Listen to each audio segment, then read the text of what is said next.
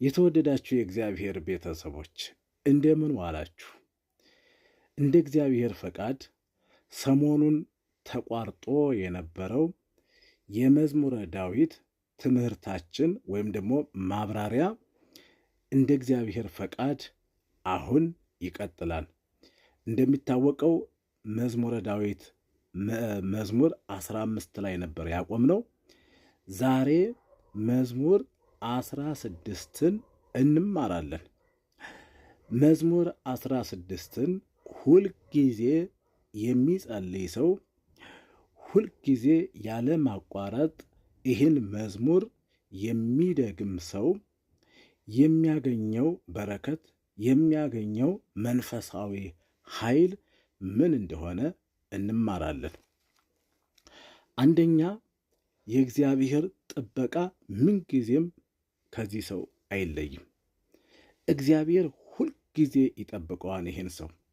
መዝሙር 16ን የሚጸልይ ሰው እግዚአብሔር ሁልጊዜ ይጠብቀዋል።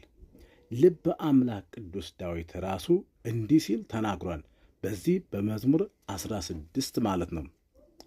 በአንተ ታምኛለሁ፣ አየሁ፣ በአንተ ታምኛለሁ፣ ጠብቀኝ። አንተ አቤቱ ጋሻዬ ነህ፣ የቤቴ ጠባቂ፣ የቤቴ በረከት ነህ፣ መከታዬ ነህ፣ ተስፋዬ ነህ ብያለሁ ይላል ቅዱስ ዳዊት። አንተ የቤቴ በረከት ነህ፣ ቤቴ ያንተ ነው፣ አንተ ጋሻዬ ነህ፣ መከታዬ ነህ፣ ተስፋዬ ነህ፣ አንተ ካለህልኝ እኔ ፈጽሞ አልወርቅም ይላል ልበ አምላክ ቅዱስ ዳዊት። ስለዚህ ይህን መዝሙር 16ን የሚጸልይ ሰው እግዚአብሔር አምላክ ተስፋው፣ ጋሻው፣ መከታው ነው። መከታ ሆኖ ሁልጊዜ የሚጠብቀው፣ ጋሻ ሆኖ ከማንኛውም ጠላት ከሚወረውረው ጦር የሚጠብቀው እግዚአብሔር ስለሆነ በዚህ በመዝሙር 16 ጠላቱን ሁሉ ድል ያደርጋል ማለት ነው። ሌላው ልበ አምላክ ቅዱስ ዳዊት በዚህ በመዝሙር 16 ሲጸልይ እንዲህ ብሏል። ምንጊዜም ቢሆን ይህን መዝሙር የሚጸልይ ሰው ሁልጊዜ እግዚአብሔር ከፊቱ ይሆናል። እግዚአብሔር ከፊቱ ይሆናል፣ በቀኙና በግራውም ይሆናል፣ ከፊቱም ከኋላውም፣ ወደፊት እንዳይወርቅ ወደ ኋላም የእንገላሊት እንዳይወርቅ በቀኙም በፊቱም ሁልጊዜ እግዚአብሔርን ያደርጋል ማለት ነው። እንዲህ ይላል ቅዱስ ዳዊት፣ ሁልጊዜ እግዚአብሔርን በፊቴ አደርገዋለሁ፣ እግዚአብሔርን በፊቴ አደርገዋለሁ፣ በቀኜ ነውና ፈጽሞ አልታወክም ይላል። መንገድ ሲሄድ እግዚአብሔርን ከፊቴ አደርገዋለሁ። መንገድ ሲሄድ በራሴ ኃይል ሳይሆን በእግዚአብሔር ኃይል እንደምጓዝ ከፊቴ አደርገዋለሁ። እግዚአብሔርን ከፊቴ አስቀድማለሁ። በሐዘኔ ጊዜ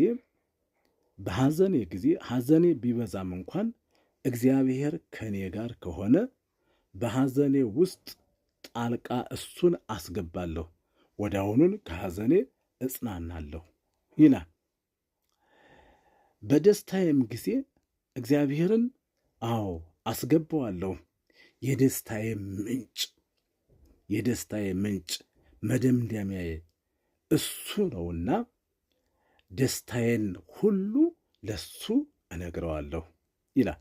ልበ አምላክ ቅዱስ ዳዊት የተደሰተው ደስታ ዓለማዊ ሳይሆን መንፈሳዊ ደስታ ስለሆነ በዚህ በመንፈሳዊ ደስታ ውስጥ ደግሞ እግዚአብሔር ይገባል ማለት ነው። የበለጠ ደስታችን እየጨመረ እየበረታ እየሰፋ ይሄዳል ማለት ነው። ከዚያ ሲቀጥል ውሳኔን ለእግዚአብሔር እሰጣለሁ።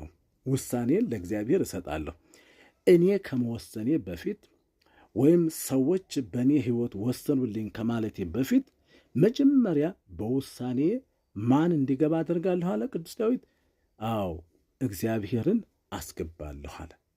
የተወደዳችሁ የእግዚአብሔር ቤተሰቦች መንገድ ስንሄድ እሱን ማስቀደም፣ በሐዘናችን ጊዜ እሱን ማስገባት፣ በደስታችን ጊዜ እሱን ማስገባት፣ እንዲሁም ደግሞ በውሳኔያችን ማንኛውንም ተግባር ለመስራት ውሳኔ ያስፈልግ የለ።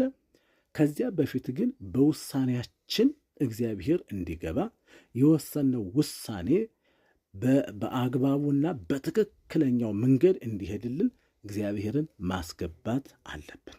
ስለዚህ ይህን ለማድረግ ደግሞ መዝሙር 16ን ሁልጊዜ ስንጸልይ ውሳኔያችን እጅግ በጣም ያማረና የተወደደ ይሆናል ማለት ነው። ከዚያ ሲቀጥል የሕይወትን መንገድ አሳየኸኝ ይላል ቅዱስ ዳዊት። የሕይወትን መንገድ አሳየኸኝ። ይህንን መዝሙር ስንጸልይ ጎዳናችንን እንዳንስት በትክክለኛው ጎዳና በትክክለኛው መንገድ እንድንሄድ ያደርገናል። አንዳንድ ጊዜ ጠዋት ተነስተን ማታ ለመመለስ እኮ የእግዚአብሔር ጥበቃ ከሌለ ጎዳናችንን፣ መንገዳችንን፣ የሕይወት ጉዟችንን እግዚአብሔር ካልጠበቀ ወይም ደግሞ እግዚአብሔር ካልመራን በፍጹም ጠዋት ወጥተን ማታ የመመለሳችን ሁኔታ በጣም ጠባብ ነው። ምክንያቱም ብዙ የሚቸኩሉ ሰዎች አሉ። ከሾፌሮች ጭምር ጎዳናቸውን ስተው መሪያቸውን ለቀው ከቁጥጥር ውጭ ሆነው የደባል ሱስ ተጠቃሚ ሆነው ለሕዝብ ደንታ የሌላቸው ስንት ሰዎች አሉ። እውነት ለመናገር እንደው የእግዚአብሔር ጥበቃ ከኛ ጋር ሆኖ እንጂ እኮ የሰዎች ጥበቃ እኮ ምንም ዋጋ የለውም እኮ 0% እኮ ነው። ስለዚህ ሁልጊዜ መዝሙር 16ን የሚጸልይ ሰው ወይም ይህን ጸሎት አድርጎ የሚሄድ ሰው በቀን ውሎ የሚገጥመውን ነገር ሁሉ ይከላከላል። በመጀመሪያ ምንም አይነት ችግር አይገጥመውም። ሊገጥመው እንኳን በዙሪያው ሾተል ይዘው ዱላ ይዘው ድንጋይ ሲወረውሩ ቢውሉ ሰይፋቸውን ጎራዳቸውን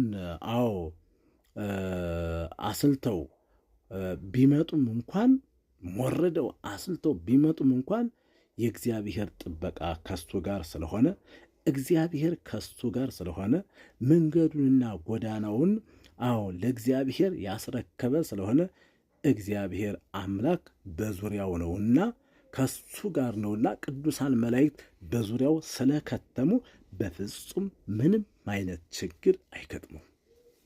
ይሄ የተረጋገጠ ነው። የሚገርማችሁ ነገር በምድር የሚትረመሰመሱ እነ እባብ እነ ጊንጥ የሚናከሱ በሰማይ የሚሽከረከሩ ግዑዛን የሆኑ ፍጥረታትና እንዲሁም ከሰው ወገን የሆኑ ሁሉ ለሰው ልጆች ጥላት ናቸው የሚባሉ ነገሮች በሙሉ ገዝፈው የሚታዩና በረቀቀ መልኩ የሚንቀሳቀሱ በሙሉ ካንተ ፈጽሞ አይደርሱም። ስለዚህ ወገኔ መዝሙር 16ን ሁልጊዜ ልትጸልዩ ይገባል። ምን ለማለት? እግዚአብሔር አምላክ በሕይወት ጉዟችሁ ሁሉ በምትሄዱበት ሁሉ ይጠብቃችሁ ዘንድ ጎዳናችሁን ሁሉ ያሳምርላችሁ ዘንድ በሐዘናችሁም በደስታችሁም በሐዘናችሁ እንድትጽናኑ እንድትደሰቱ በደስታችሁ ደግሞ መንፈሳዊ ደስታ እንዲሆንላችሁ ፍጹም መንፈሳዊ ደስታ እንዲሆን ደስታችሁ መከታ ጋሻ አድርጋችሁ ወደ ቤታችሁ እግዚአብሔር እንዲገባላችሁ ይህን መዝሙር 16ን ልትጸልዩ ይገባል። ለሁሉም እንዲደርስ ፎሎ ሼር አድርጉ። ፎሎ ሼር አድርጉ፣ ይድረስ። ብዙ ሰው እያየው አይደለም።